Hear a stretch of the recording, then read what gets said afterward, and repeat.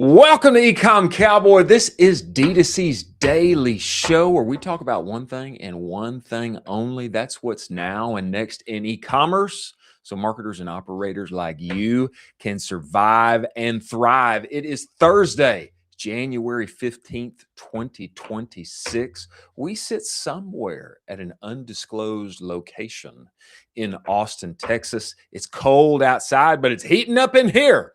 We've got a jam-packed show for you today. Don't be sad. Don't get the blues. I know winter is upon us, but if we'll all do our best and use all those fancy AI tools that are out there and among us, ROAS will go through the roof and shareholder value will go up. Surely that is our future for you and for me. We've got a special guest that's going to join us today, Cody Wittick, co-CEO and co-founder of Kinship. And there's a lot of things happening on the feed. If you feel like the ground is moving beneath your marketing right now, that's because it is. Meta finally admitted its reporting bug that we talked with David Herman about yesterday. They've been keeping it quiet, but they've come out with an official statement. We're going to get into it. Instagram says that now the user has the control for its algorithm. What's that mean for those of us that are on the creator side or the brand side? Creators are flipping the power as far as IRL experiences are concerned. It used to be brands were hosting all the events. Now it's creator-led, creator-started. Is there an opportunity there for us in 2026? I think so. And Google has enabled its 4K video from its Google Veo 3.1.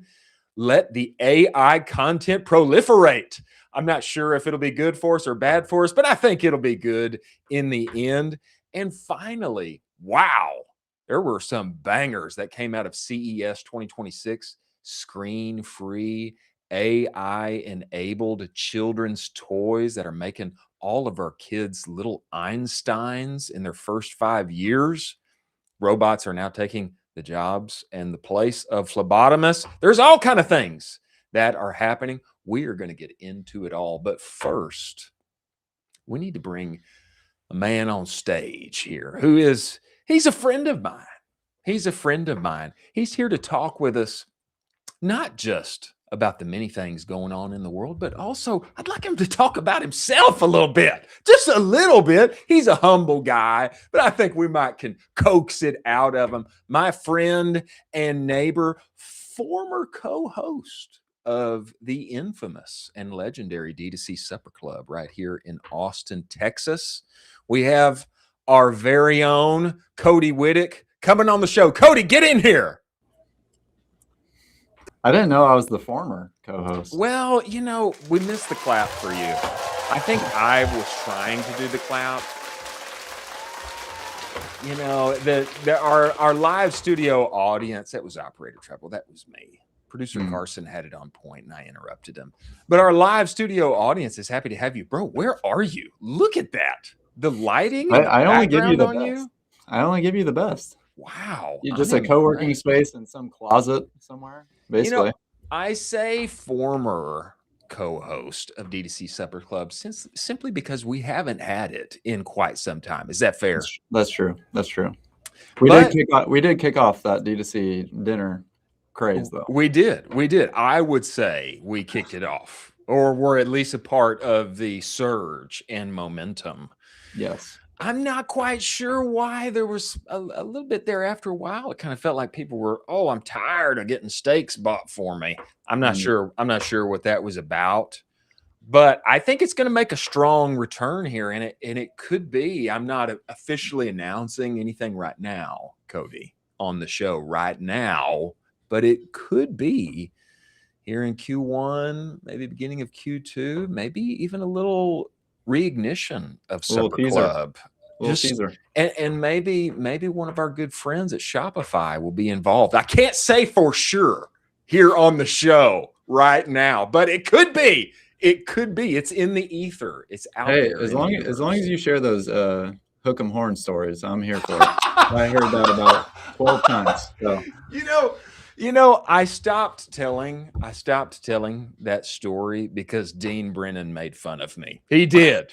Dean made fun of Well, me. and Dean ghosted you on today's show, so that's how Well, we feel about you Dean. know, we love Dean, and he's a busy man, and he's got many things to attend to. But he shall return. He shall return. So I'm the backup interview. No, no, no. I was gonna host. No, you are host. Yeah, okay. Okay, we need to Host and explain guest. this. We need to explain this for our audience. Cody, he is what I would call a friend of the show. Okay. And that goes a little bit deeper than just guest. Cody is here today, not just to make an appearance, he's here to co host, a special guest co host. Colin will be with us. Okay. Colin's still alive. He's still well. He still walks in the land of the living. But Cody's Cody Wittick here. Thursdays. Cody Wittick Thursday. It's a good day. Could be a thing. It could be a thing. It depends on how many viewership. views. It depends on how many views you get us. To be honest, that's Yeah. we baked that into the contract. All right. Well, I got some engagement groups I can throw this into. Let's go. There we go. Let me ask this. Do you miss Supper Club? I think that you do. I do. 100%. More so because we don't spend as much time together. But sad. Yeah. I mean, we threw a good party. We did, and there's going to be more. Great learnings. There's going to be more. Big takeaway from me is that if you eat steak with a man, he'll tell you what he knows. And a lot of times it's in those little 10, 15-minute convos that's where you get the real juice to help you out, grow what you're doing, etc. I mean, a lot of times you get more out of that than you do the keynote. Am I crazy on that? Absolutely not. You are not crazy on that. Eric Banholtz, who will also be on the show here shortly, not today, but Eric Banholtz gave me, in about 10 minutes, he gave me a 3-step playbook for YouTube that I used for Bruce Bolt. And brother, we went from like 0 to 60,000 subscribers in a year's time. So I know what I'm talking about here. We had Paul talk about TikTok shops. We did back in the day. Back in the day, yeah. Which was a Tuesday or Wednesday. What I would like, Cody, for those that don't know you, I just want to back into your bio a little bit, just a little bit. You had your start really in our industry at Kalo. With our good friend Casey Holiday, who also lives in North Carolina now. I probably shouldn't have said that on the internet, but yeah, I do as well. You do as well. You do as well. It's a thing. It's a thing. So does Colin. Colin moved there too. It's a thing. I'm not moving. I'm not the leaving. Promised Land. I'm not leaving. I'm staying here in the hills of Central Texas. Yeah. But for those that don't know you, you started out at Kalo with Casey Holiday. You were getting rings on LeBron James, Mike Trout, Dale Earnhardt Jr. Just give us a little bit on what that was like, what you took away from that, because I think what you experience in your career really shapes the trajectory that you go on. And I think what you've done very successfully, both you and Taylor at Kinship, just give us a little insight on that. Yeah, man. Kalo was wild. I mean, obviously, like the brand itself was on like a rocket ship there for a while. And I was just low on the totem pole.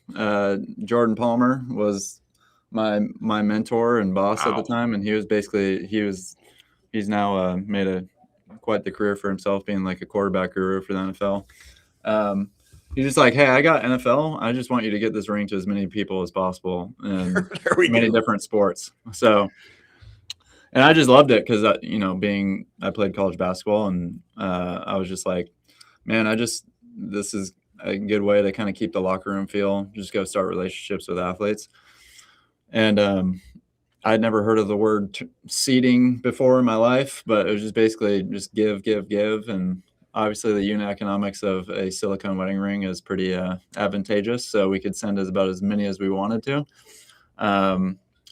And yeah, that was kind of the foreground. And then eventually my role just started to become more or less turned into Jordan, I guess you could say, and just running the program myself.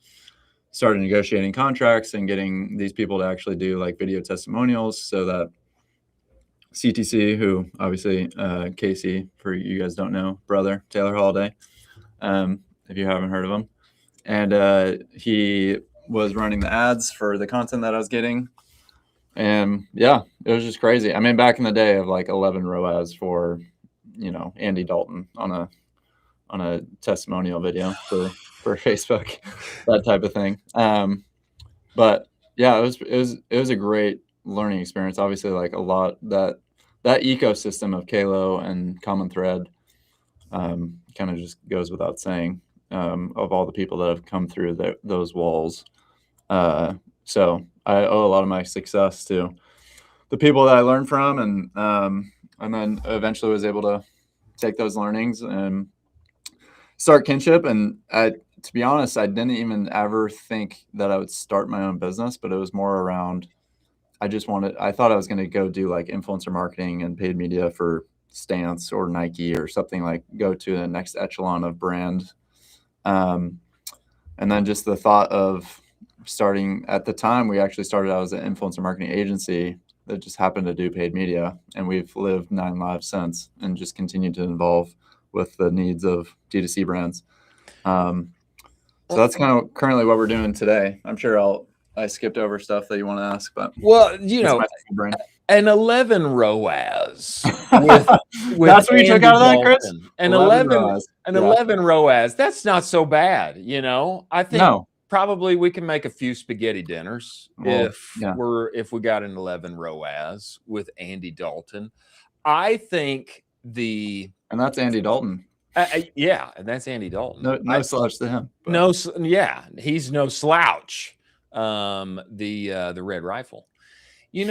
I think that experience you had there was obviously formative, as you described, for Kinship and the product seeding. I didn't even know that was a word until I heard you talking about it on the internet. Product seeding, and giving it away with no strings attached. Mm-hmm. No strings attached. When you guys first started at Kinship, that is the term, the phrase, the a phrase that stuck with me so much. Obviously, well, and you should have. Hope you did. I think that playbook of, hey, you got to have healthy margins, but give that thing away. Okay. Yeah. No strings attached, form a relationship first and launch all of that creative that comes out of that. Launch it into the ad account. You'll be surprised what performs. That playbook for me was compelling. It was very compelling because I was seeing similar things on my side and still do. Often totally surprised by what actually performs in the ad account. Give us insight on starting Kinship then and where you guys have come to now. Yeah. So, I mean, starting with that playbook was honestly just a lot of my learnings from Kalo, which was just like, man, we started all these relationships, but then it became much more not the Andy Daltons or big time LeBron or Steph Curry, but it was more like the micro influencer rise and craze of 2017, 18, 19 type thing when we were first starting out. And then once Taylor Lagasse, my business partner, once we saw, all this content coming in that was literally without us even asking. And this is before like social listening tools like the archives or Mighty Scouts of the world. We were just tracking this, and then we weren't requiring us running the paid ad account at the time. So it was a lot of influencer, but I think it was also not a great business model because it was very short-term contracts. Had to put a lot of pressure on selling. And also by the nature of just influencer marketing, I think people still struggle with this, shops that I know that just run influencer marketing agencies. It's always a tested out channel, especially when you're talking about an agency. And so it's really hard.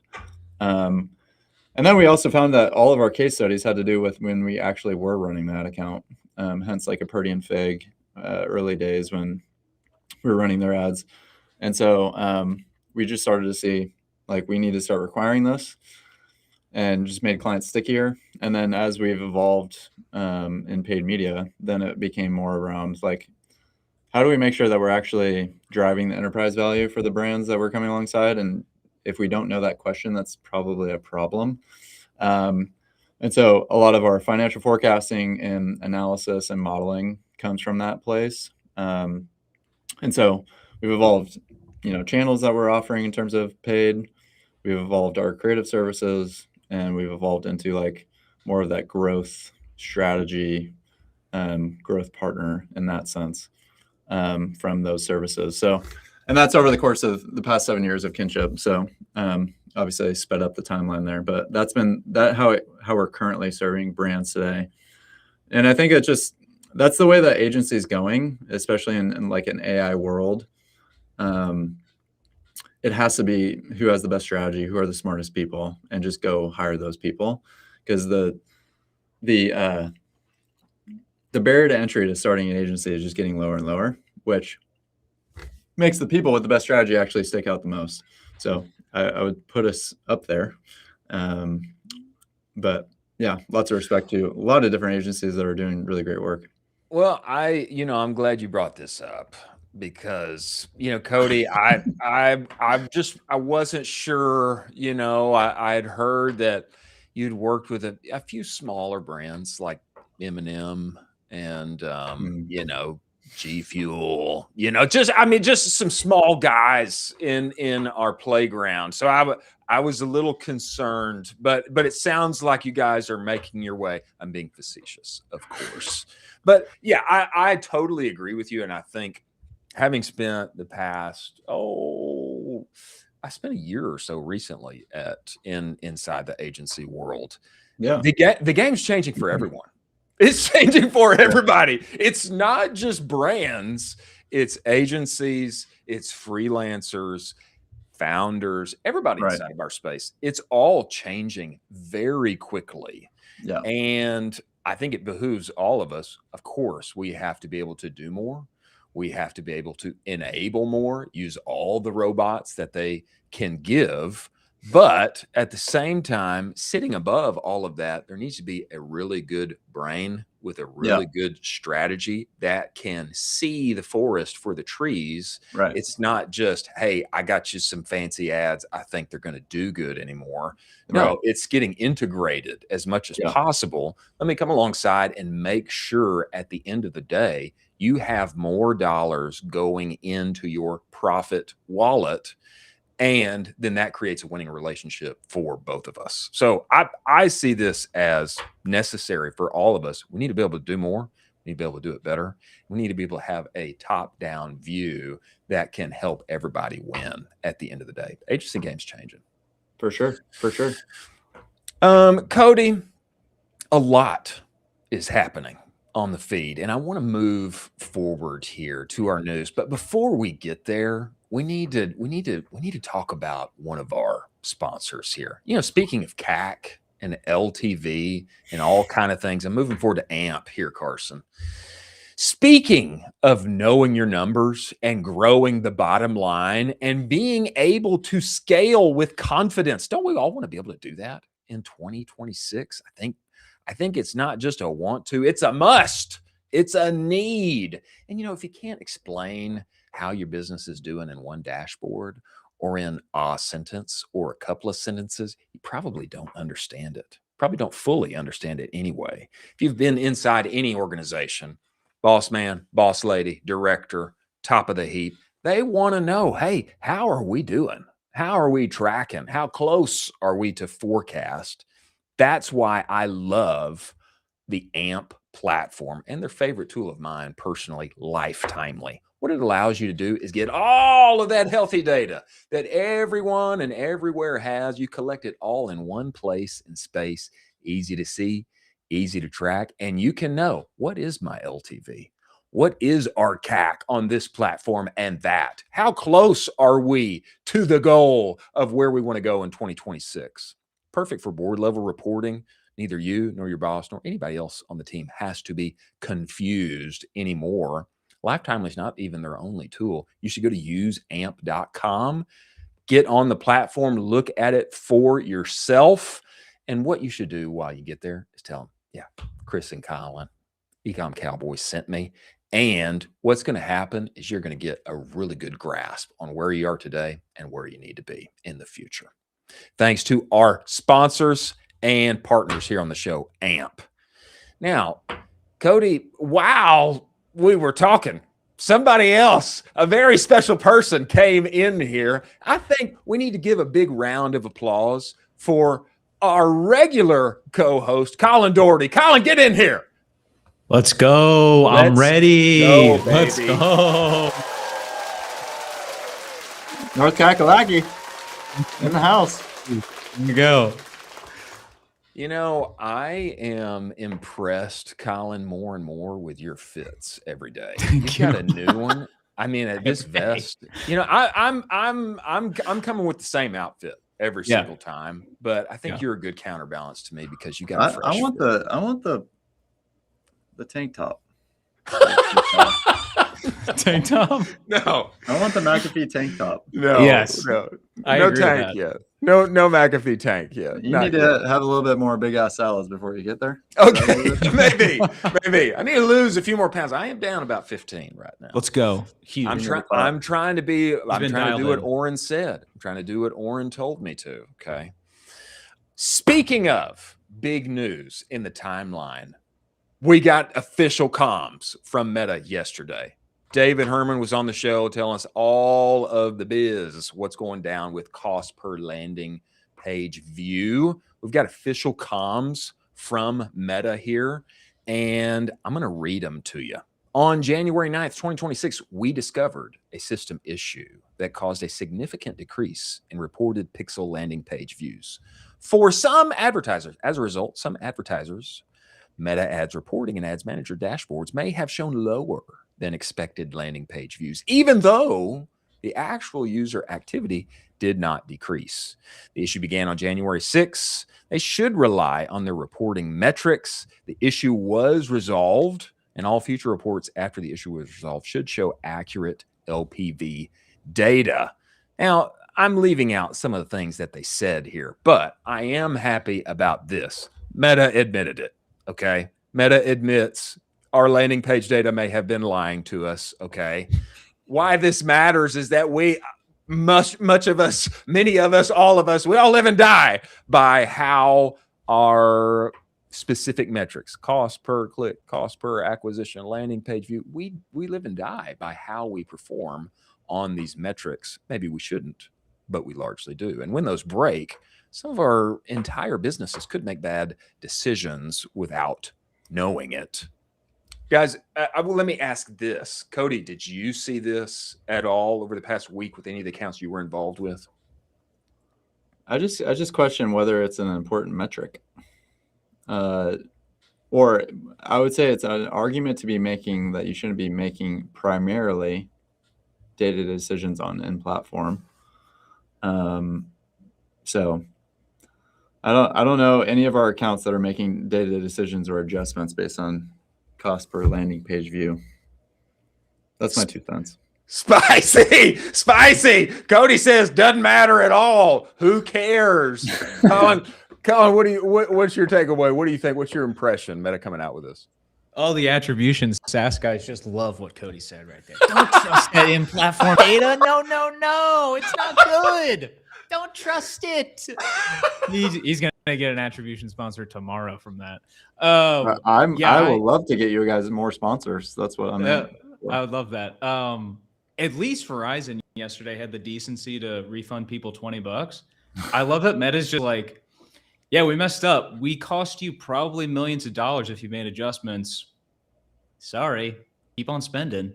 It's just like there's nowhere else you can go. And so it's kind of just like, all right, you take the hits on the chin and you just keep rocking and rolling. And you just hope that they minimize these moving forward. But yeah, it sucks. And I also agree with Cody that you also shouldn't be making that aggressive of in-platform changes. Like, unless something's really, really messed up, you shouldn't be trusting that. I mean, let's just put it this way. There's been bigger bugs that were more like last year this time, right? Or 2024, February, March was very similar. Honestly, interestingly enough, it kind of happens around the same time of year. Another unfortunate, I mean, for people that did make data decisions on January 6th, another unfortunate January 6th date. So Gosh. Okay, moving along. moving along. Brutal. Moving hey, I may never be along. back. I got to be spicy as possible. Moving along. Other minds would disagree, and they should you come go. in here and talk to us. But Here we go. I think in general, here's what I'm not a fan of. I'm not a fan of me needing to follow people like David Herman and other people who have their finger on the pulse to know that there may be a reporting issue inside of my ad account. Maybe the numbers just look crazy and I don't understand why. I wish I could hear something from Meta. I know they're huge. They're a giant, and kudos to them. And I'm glad that they exist. I don't know that any of us would be in business without them. But I don't love it that this took so long for all of us to hear about directly from them. I think, let's just say, put myself in the shoes of a media buyer who's working with a lower 7-figure in revenue per year business. Let's say this founder is intently focused on the ads manager, which is often the case. If he's bringing up these questions to me, hey, what's going on? Why does this number go down? I want it to go up. And I don't have any answers for him other than Meta's doing its thing, I guess. But I haven't heard anything official from them. Let me think about what I could do here. I'd love to have this kind of big boy answer all the time. Don't stress. Let it ride. I think that's like, it's very D2C Chad, which I love, from Cody here. It's like Chad media buyer. Let it run, baby. Don't even look at it. Keep it rolling. Put it all on black. I mean, I do. I like that attitude. But when you've got a client who's breathing down your neck, maybe you're a small fish in the sea. It's not always so easy to deal with. So to me, sometimes the Meta Ads Manager, it feels like wrestling an enigma. What's going on here? What can I do? It's a mystery. I'm not sure what the answers are. That's what I don't love. Is that out in left field for you, Cody?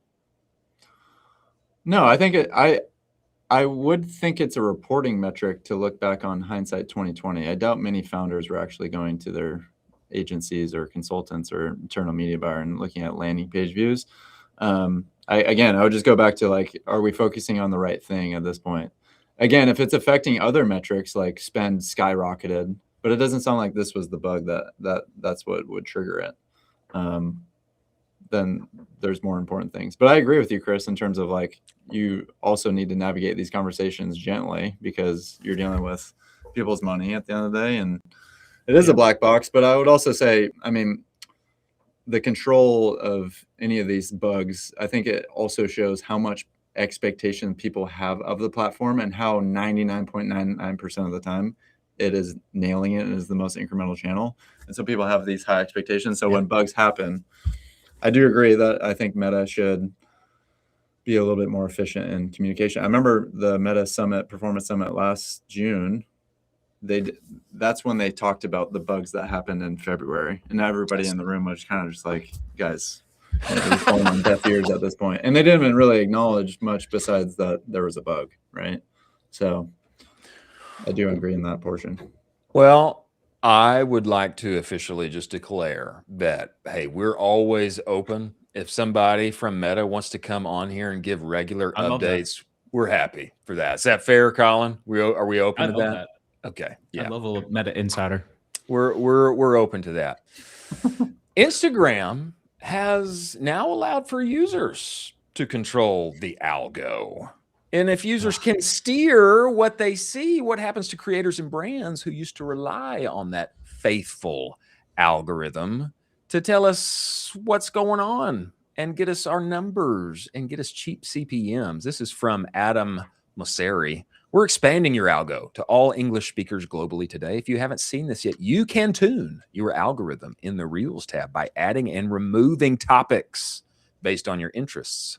Since it's the start of the year, for a limited time, you can also tell your algo the top 3 interests you want to see more of in 2026. It's been fun to see people play around with this so far. Excited to see what everyone is into. I'm not sure how to feel about this one. I'm not sure how to feel about it. If audiences can tune us out potentially on purpose, not that pumped about that. I don't know if there's certain content formats that die first. What's your take, guys? Thinking about creators, brands. What's your take on this, Colin? This probably lasts 2 months, and then they go back to the algorithm that keeps you on the platform the longest. Because at the end of the day, they have shareholders to answer for. So this is a nice like, oh no, we're not the bad guys. I'm telling you, you get to choose your algorithm this time. I'm telling you, tell us what you want to hear. That'll last for 2 weeks, and then it's like, here's some slop videos for the next 11 months. Make sure you gobble these down of whatever we decide. Drink it down. Yeah, drink it down with a side of slop. So I doubt it's happening. You think people are going to control, they're going to tune it, it's going to get worse for their experience. They spend less time on the platform, and probably Instagram goes back. 100%. 100%. Or I feel like it's just a button to make people think that they are in control of their algorithm. So it's just like because the reality is like if I just put basketball, TV hosts and podcasting as my like 3 interests, people that are posting that content, you're still going to show up there and you're still going to discover new people within those wheelhouses and probably lookalikes of those interests as well. So even if it's not an LTV thing, but I do agree with Colin that it probably is a little bit of a facade. Well, it seems like they've rolled this out to other languages. I mean, he's saying, hey, we're now officially making this available in English. So perhaps they've already tested it and found it to be a winning experience in other languages and regions outside of the English-speaking world. I think my concern is that what I don't want for brands specifically, I don't want them to get fewer lucky spikes. I don't want them to have fewer bangers that take off simply because there wasn't somebody who already told Instagram specifically, I want to find women's watches for my wife while I'm buying for Valentine's Day. That's what I don't want. And that concerns me a little bit because we all need the maximum amount of free traffic that we can get. If I don't have to give an ad platform another $1 and I can find a way to organically get that on Instagram or TikTok or in other places, I want that. Perhaps this enables more blaming of the algorithm, which feels warranted, but is a cheap excuse at the end of the day. I being one among them who likes to blame the algorithm. I'm not sure if this kills accounts or what, but I want everybody to make more money in the end, and I don't want anybody being cut off from the content I'm putting out. You think that is that going to happen, Cody? Nothing can stop Ecom Cowboy. Nothing can stop. Or any of the brands that I may be involved with. Nothing can stop. I truly think it's like a LTV thing that it's giving the end user the illusion of control, but in reality, everybody wants their algorithm to work based on how TikTok kind of set it up to be content based, not follower based. And you guys got some conspiracy theory in you. Well, you got a little. Go ahead. When you sign up for Pinterest, it's the exact same prompts. It's like, what are you interested in? Yeah. This is what we're going to curate your feed for. And then after like 2 months, that completely changes for what you've engaged with. And then the whole feed is steered back. So like you can say like, I love these 4 things. If you don't engage with them over a month, they're not going to be like, oh, we're going to keep showing to you because you said so earlier. They're like, no, we're going to keep you on the platform. We want you to click all the buttons. We want you to click the likes. We want you to reshare. Especially when you're talking about ad revenue too. 100%. They're a publicly traded company. They have shareholders. Yeah. It can't be like, oh, this is our fun little side quest we're doing. Okay. I feel a little better now. Nothing can stop you.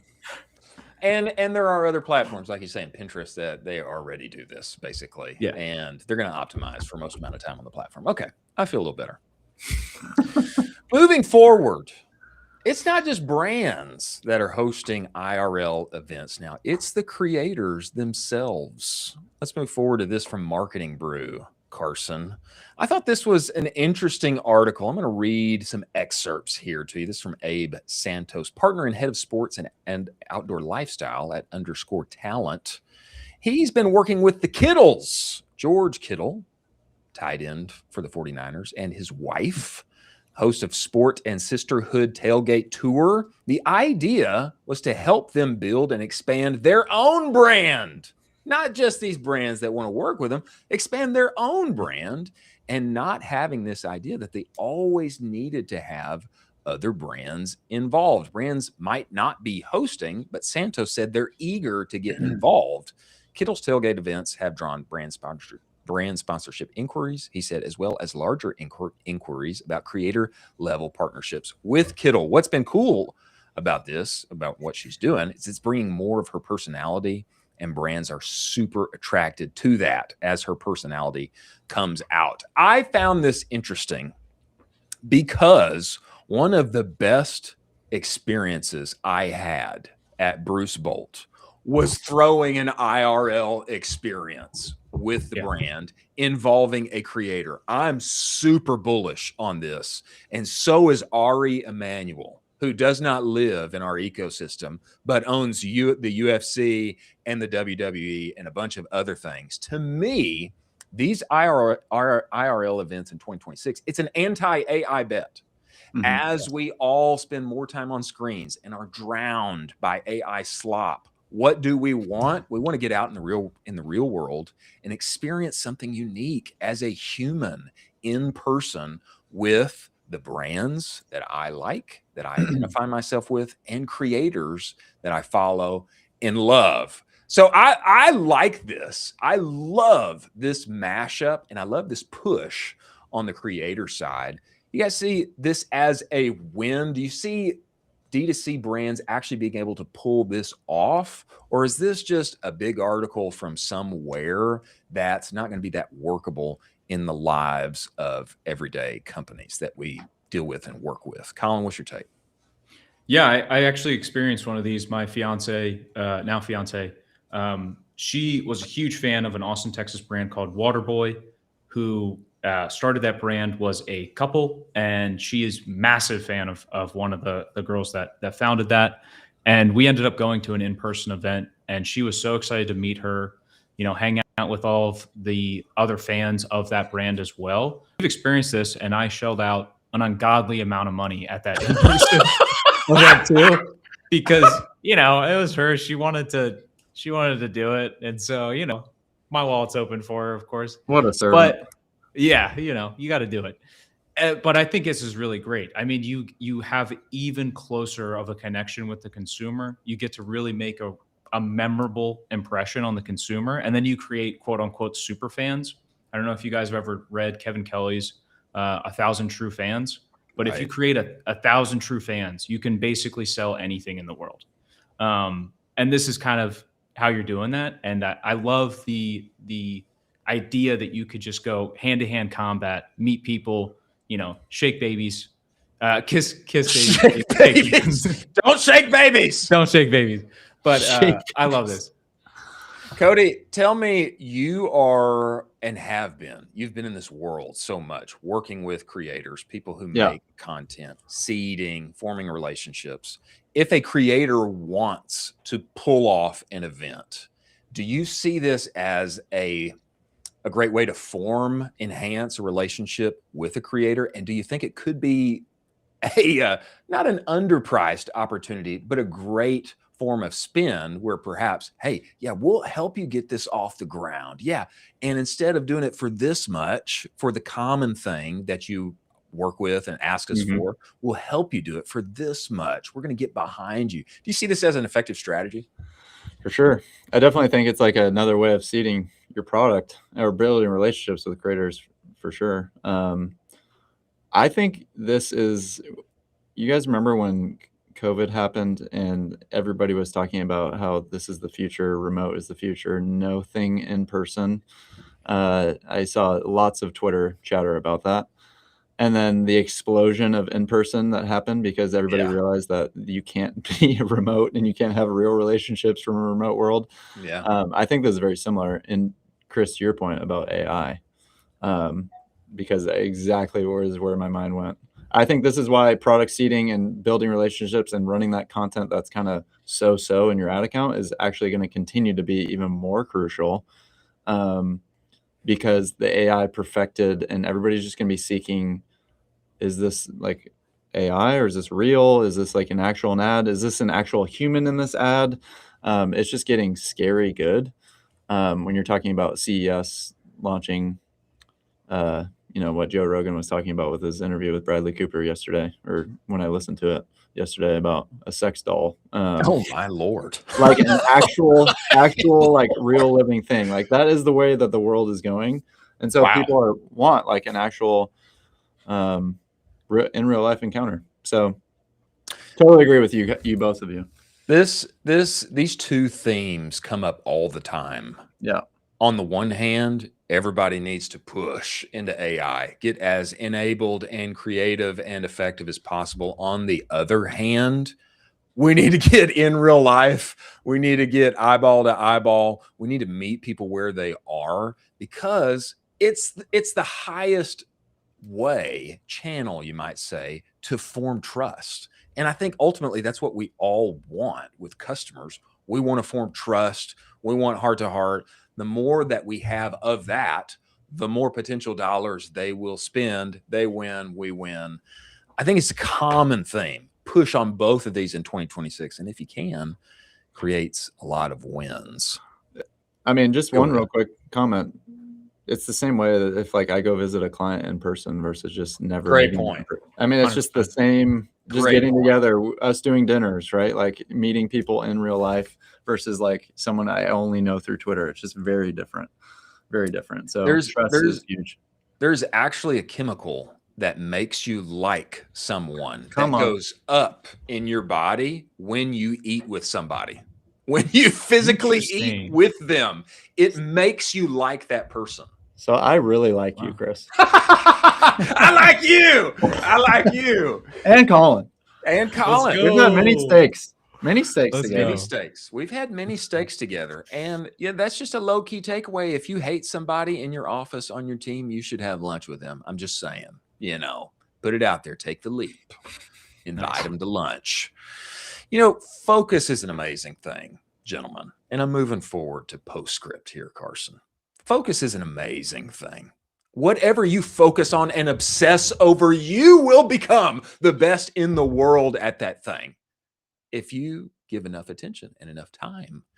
That's what Postscript has done with SMS marketing. They're the only player in our game who will tell you our goal is to make SMS your #1 revenue channel in 2026. That's a high bar. And that is what they will do. Alex Beller, the co-founder and president of Postscript, told me that himself. I said, Alex, are you crazy? You really want to do that? You want to try and pull that off? That's a tall task. He said, that's our goal. That's what we're trying to do. They do SMS. They do it the best. And that's all that they do. Heading into 2026, if you're looking for more dollars in any and every place that you can find them, as ad costs rise, as the cost of people rise, as overhead increases, if you're looking for more dollars, you need to dig in to SMS. If you go to postscript.io/SMS-benchmarks, what you can do is you can find my category, our revenue level. What's normal? What's normative? How much money should I be making from SMS? What am I doing now? Where can I get better? Postscript did this for me 2 years ago. We went from making very little money on SMS to having a top 1% account qualitatively and quantitatively on their entire platform. They did it for me. They will do it for you. Go to Postscript, talk to them, tell them that we sent you, and find a few more dollars for yourself in 2026. Thanks to Postscript, our partners here at the show. Gentlemen, I'm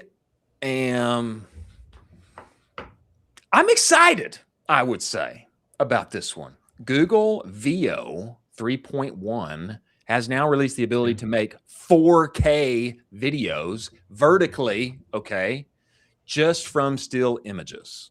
And I know everybody 6 months, a year ago, they're saying, oh, these AI generation models are so bad. Humans are going nowhere. Okay, well, they keep getting better. And here we are today. And now with a few images, we can say, make me a trailer. With a few images, we can say, make me this kind of moment. And it does it, okay? In great detail, 4K, vertical video, how we all want it and like it. I'm not sure what this ultimately means for creators, for brands. I'm not sure if it helps us or if it drowns us because of all of the AI farms out there somewhere flooding the algorithms. What's your take? Good for everyone, bad for everyone, or somewhere in the middle? Colin. Both. So this is really good for brands because you basically flatten the cost of video to, I don't know, as close to zero as physically possible that we have so far. Also really scary, Chris. I was talking to you earlier about this where there's a deep fake going around that went viral on Twitter yesterday of a guy deep faking basically Stranger Things characters on his face. I'd say 50% of those were almost perfect. Wow. And so I'm going to take the bad camp in this as well, where there's going to be some bad players that come out of this, you know, scamming grandma, trying to go through all of these things. We have to figure out some type of quote unquote guardrails to put on these or some type of watermark to figure out, okay, this is clearly an AI generated video. We need to figure out something with it because it's going to get out of hand quick. And once the genie's out of the bottle, I don't know if you can put it back in. Yeah, it's kind of almost makes you wonder about KYC, know your customer, get on video, show them the camera, make sure it's them. I mean, maybe that's no longer a thing. Maybe we can't trust. I mean, or it's the FTC guidelines, kind of that raises the bar, kind of like what with creators that needed to do to disclose that they've been incentivized, been paid, sponsored. Although all those stats for years have shown that it doesn't affect buyers' behavior. So, as in informing that, hey, this was an ad. Yeah, like people don't care. Like they still are just, do I trust this person? I don't care if you're paid or not, or do I like this product? Do you think, Cody, do you think you live and run and operate in the agency world? Do you think this helps agencies? Does it hurt? Are there going to be teams that just say, oh yeah, hey man, we, maybe you're making a bunch of ads for a client. Yeah, well, we can do it now, man.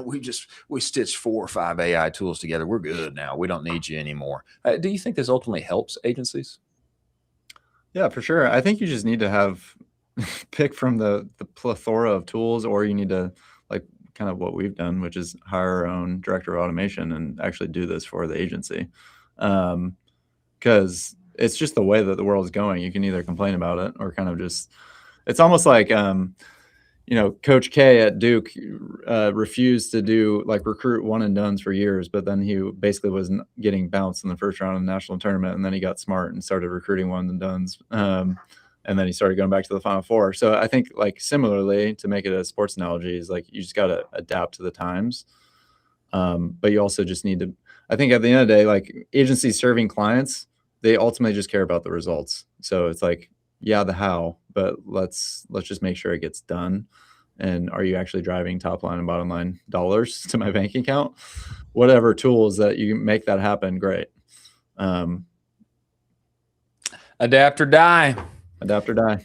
That's the message of Moneyball. Adapt or die. Or my father-in-law, he would say, "Who moved my cheese?" That's a great book, by the way. We all should read that if you haven't. Yeah, we've got to. And if you can do it better than somebody else, there's probably somebody who will pay you for it. Beyond Meat launched a protein drink. I don't think we need to spend much time here. I didn't know if this was smart or desperate.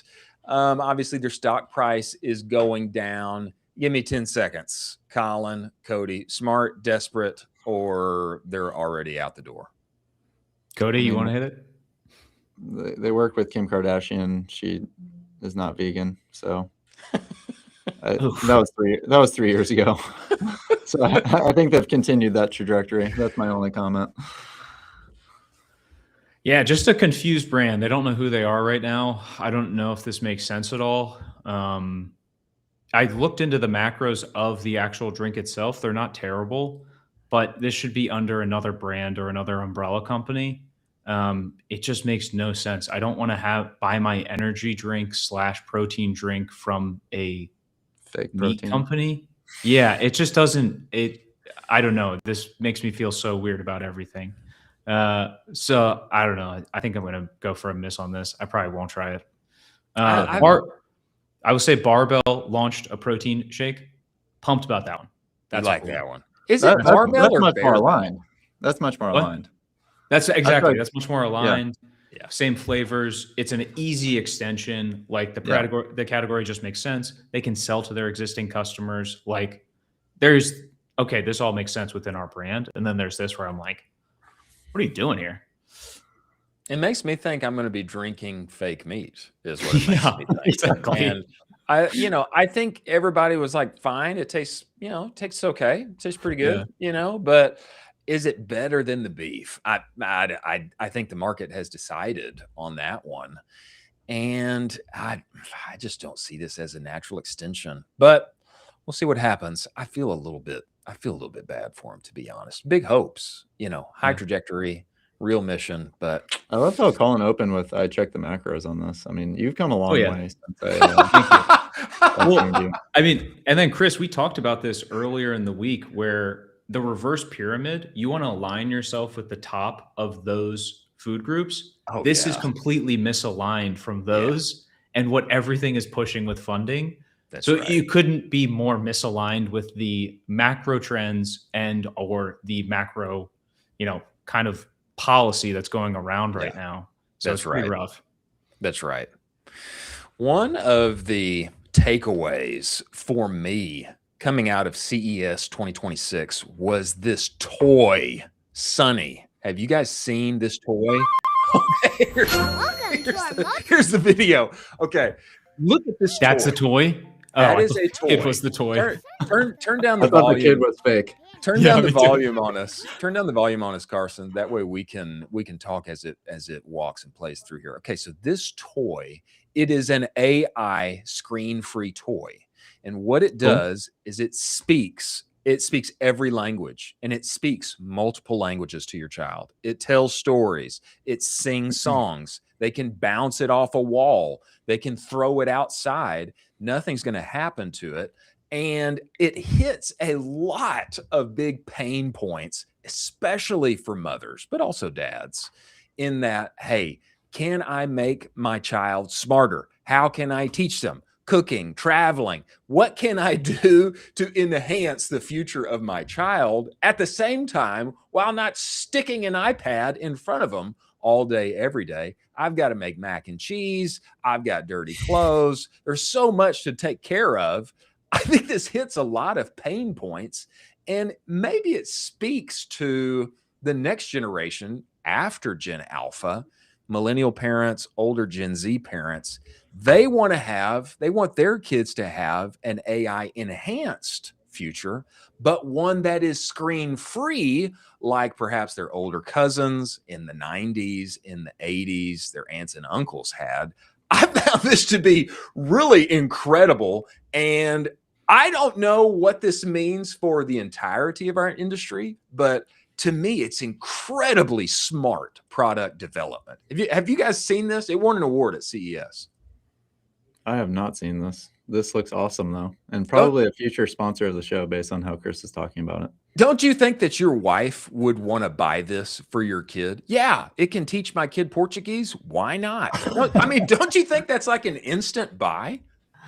Yeah, almost like my wife bought our 2-year-old the one that you can. It's like a personal jukebox that you can insert cards in, and she can like listen to. Very similar, but you can do like 50 million things on this. The Toonie. Yeah. I'm hip. I think that here forward, and you can bring us all back here, Carson. I think that here forward, and I've always believed this. I think the hard work of marketing is done in product development.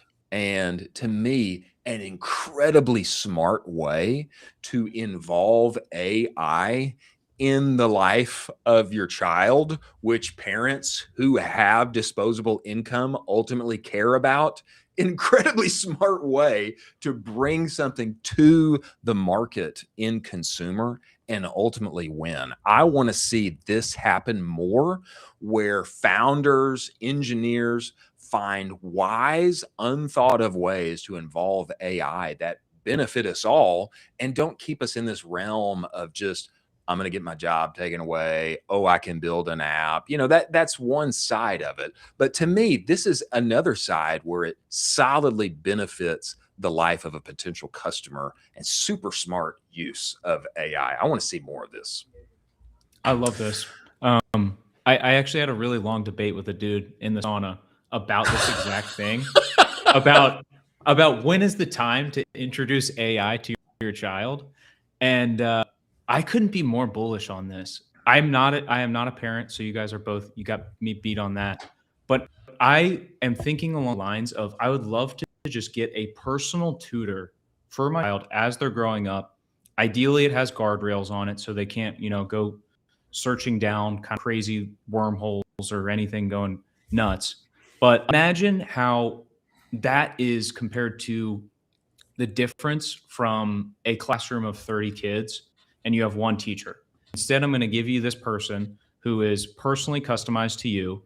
We're going to go through the education. It's going to make sure, it's going to check in. It's going to create tests for you. It's going to create quizzes. It's going to be interactive. It's going to be fun.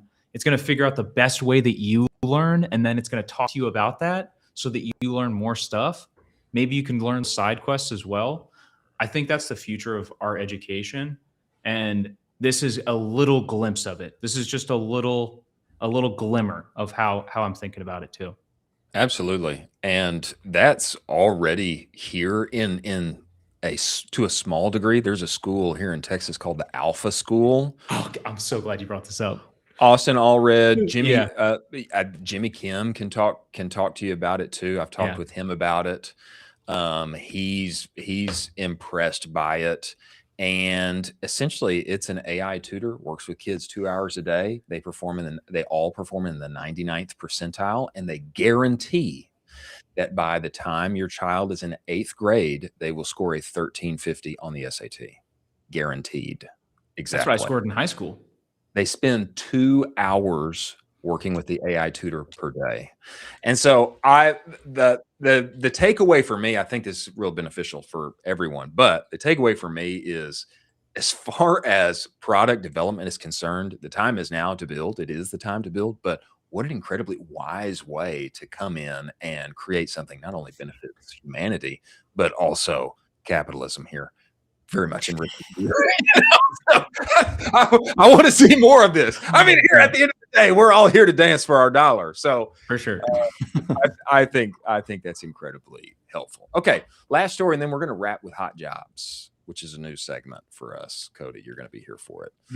Last one. Robots draw blood now. Okay, I know at surface level, this has nothing to do with what we do in e-commerce, unless you're kind of involved in B2B e-commerce, I suppose. But the reason I wanted to bring this up and show it to you guys is because there's a lot of chatter on Twitter and everywhere right now with people pushing back and saying, no, AI is not going to take any jobs. Everybody's going to be okay. We're all going to be fine. It's no problem. Well, and bring us back here, Carson. That is not the case. That's not the case, okay? It's not even the case in the healthcare industry. Not for doctors, not for family doctors, with everything that ChatGPT has done with its health and your integrations for all of that. It's not even the case for phlebotomists who regularly take our blood. And the reason that this irks me is because I want everybody who is truly a B player. Most of us are B players. Hello, wake up. We're not all A players, okay? Most of us in the workforce are B players. Most of us are not heads of departments setting strategy, deciding budget uses. Most of us are not founders who sit at the top of the organizational heap. Most of us need to take this moment very seriously and upskill everything that we can do with all of the AI that can be availed to us, because if we live in the realm of I just do things told, then it's going to be much cheaper to do that with a robot, with an AI agent very soon. If you just do things told instead of setting what the things there are to do, then ultimately it puts your job in a fragile place. And I want everybody to seriously think about this, because if phlebotomists can be replaced with a robot, and let's say that takes many years to roll out, okay, that's fine. But people in that industry need to think. They need to start thinking now. Okay, what can I do inside of this vertical that will put me in a good place to stay employed and make money? Or if you're in marketing and you see the canary in the coal mine with Claude Code, even though it kind of sucks. People know that. But everybody said that about video generation 6 months to a year ago. And now it's awesome. Okay, so I want people to think about this. What can I do now to make sure I'm making even more money in January 2027? And to me, it's a real moment that we all need to consider. And everybody who's somewhere in the middle to the bottom of organizations in the industry that we work in, they need to look at this, see it for what it is, and then start upskilling themselves. Is that too much? Am I sprinkling hot red pepper on everybody here, or am I crazy? I know I feel a little bit like the conspiracy theorist right now, but am I crazy? That'll preach, sir. That'll preach. Well, amen.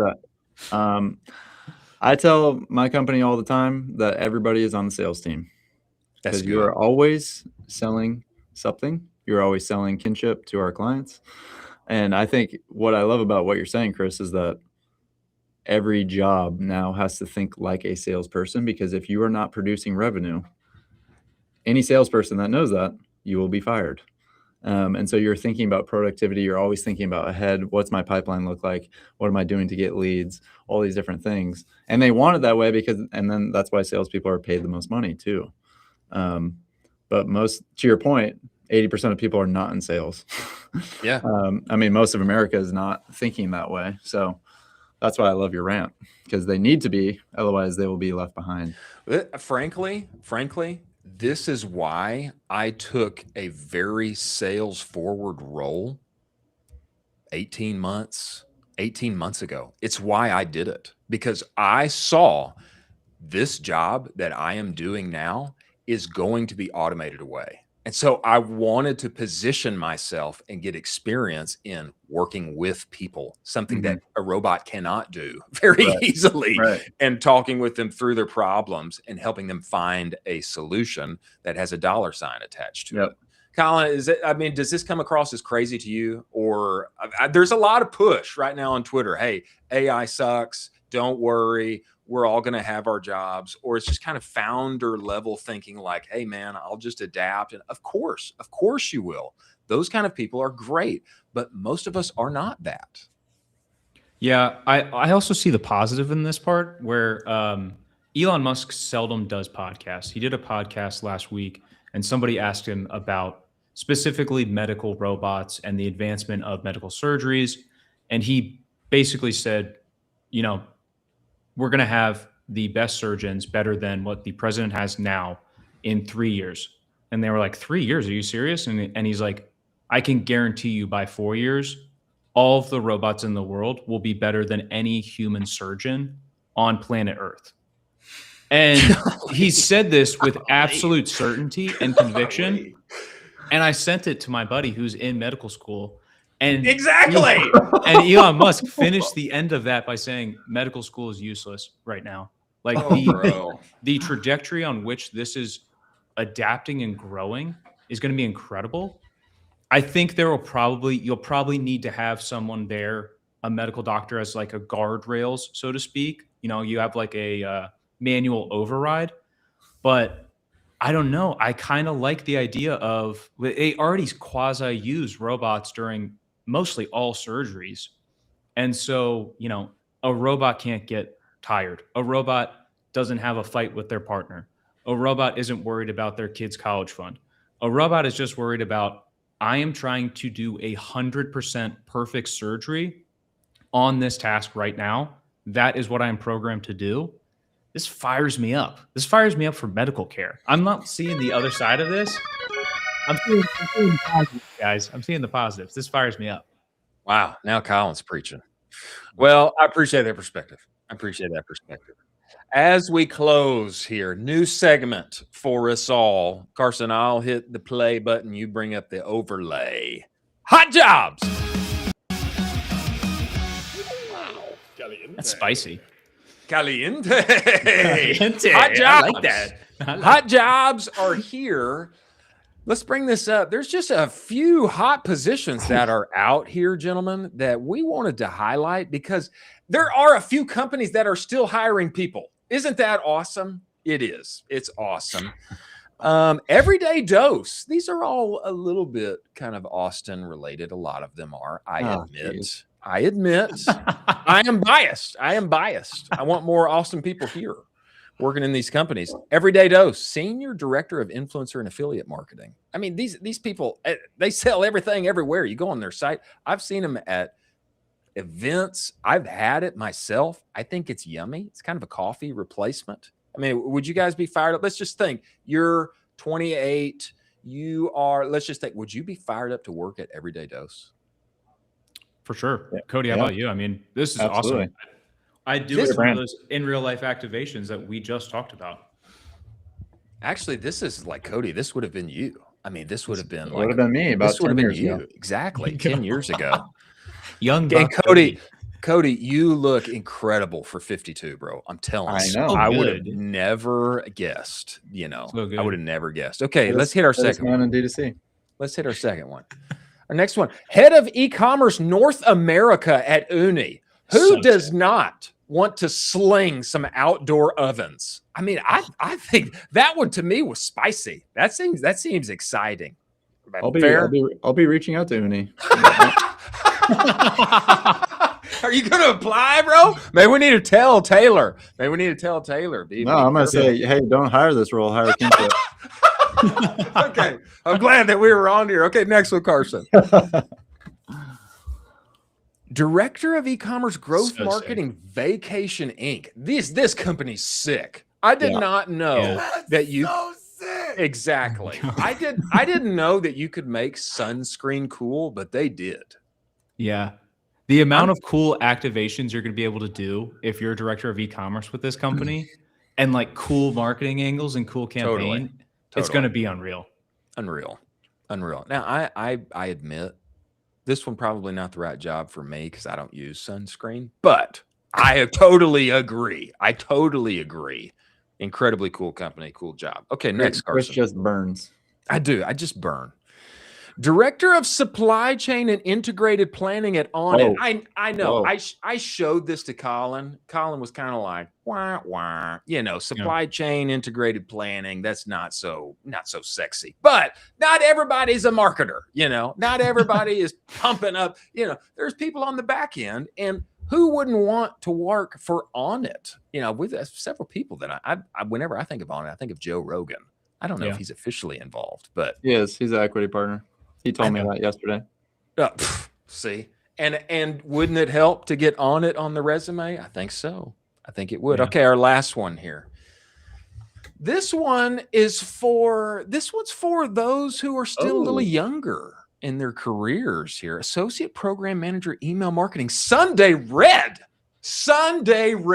Who would not want to be associated with Tiger Woods? Is there anyone? Well, I mean, Cody, did you ever get a Kalo ring on Tiger? No, because that was after. Okay, Chris, I don't know. Do you not remember what happened? Maybe he didn't watch the. Okay. Not exactly the married man that we would be. All right. Okay. Okay. All right. After every purchase, I would make the GIF of him walking down with a massive crowd behind him during the I think it was 2022 when he was just walking down and there was like 2019. yeah, When he won the 2019 when he Yeah. was just and the crowd was all about him and it was the comeback. I would just do that for every purchase confirmation email and be like, Yeah. "You're on your way, King. Keep going." Yeah. And I'd be Keep like, going, King. "This fires me up."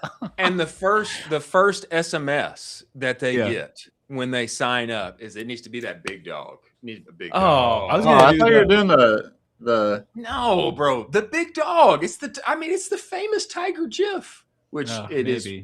it's correctly pronounced GIF. Anyway, that's my take. The fist pump after he crazy, makes the big birdie. Oh yeah, okay, Yeah, I was gonna could say see that one. I could see that. I could see that. Oh, You gotta yeah, go I with know. that. To each their Yeah. own. I'm with Cody on this.